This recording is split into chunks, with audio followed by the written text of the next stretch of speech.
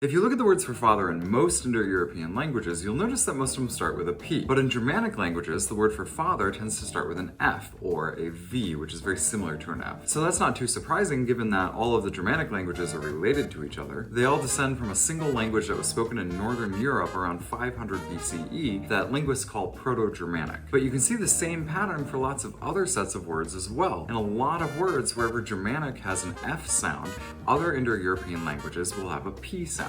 But Proto-Germanic itself is part of the Indo-European language family. All of the Indo-European languages descend from a single language that was spoken sometime between 4500 BCE and 2500 BCE, probably on the Pontic-Caspian steppe. Linguists call this original Indo-European language Proto-Indo-European. So what happened to the Germanic branch of the Indo-European language family? Why did all those P's become F's? Well, when the first group of Germanic peoples branched off from the other Indo-European peoples, their language started undergoing a series of sound changes. Three different things happened. First off, the sounds pa, ta, and ka changed to fa, th, and ha, or ha. Why this particular set of sounds? What do they have to do with each other? Linguists call this first set of sounds voiceless stops. So this is where you cut off the airflow on a sound for just a brief moment. But in Germanic, they stopped cutting off the airflow for these sounds and let the airflow continue for a moment. These are what are called fricatives. If you pay attention to the sounds P and F, you'll realize that they're actually pronounced in the same place. They're both pronounced with the lips. But P is a brief moment of completely closing off the airflow,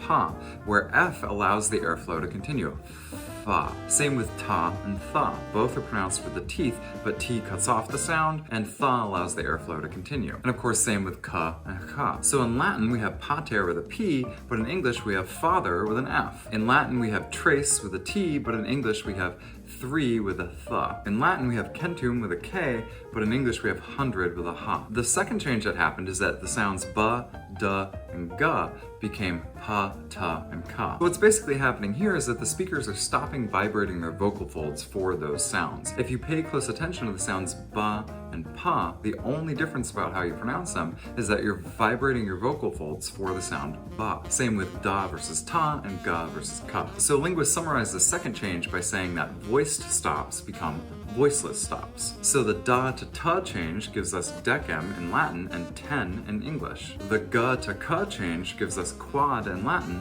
but what in English. The word what in English used to be pronounced what, starting with a voiceless velar fricative. And you can also see that da to ta change in quad versus what as well. The final change that took place is that v, the, and ga changed to ba, da, and ga. That first set of sounds are called aspirated stops, where you kind of have a little puff of air, a breathy voice going along with the consonant, and the second set of sounds are just normal voiced stops. So what happened here is that these sounds just lost their aspiration. So Sanskrit has vrater, where English has brother. Sanskrit has dwar, where English has door, and Sanskrit has gost, where English has guest. Altogether, this set of sound changes is called Grimm's Law because it was first popularized by Jacob Grimm of the brothers Grimm. He and his brother wrote Grimm's fairy tales, which is where we get all of these stories. Jacob Grimm was very interested in Germanic history and traditions, which is why he collected those fairy tales and also why he was interested in the history of the Germanic languages. And it turns out that Grimm's Law is basically the defining characteristic